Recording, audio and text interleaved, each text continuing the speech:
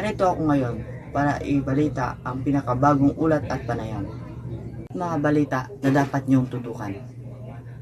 Yan lang nagsagawa kami ng panayam. Mga kasapi ng Boy Scout.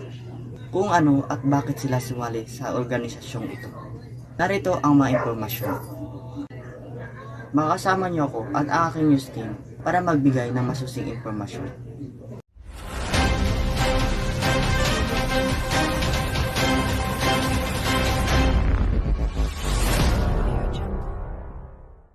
Bakit mo naisipang sumali sa organisasyong Boy Scout?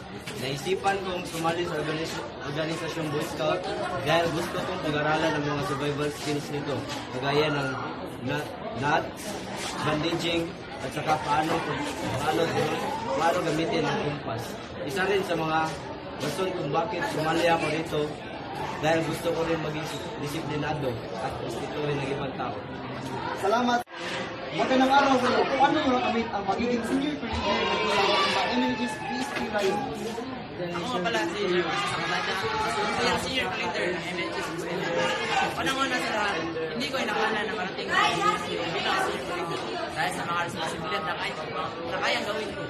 Isa sa mga bagay na ginawa ko upang makamit sa session ko ay dahil sa determination. At gusto ko rin bigay ng servisyo sa iba.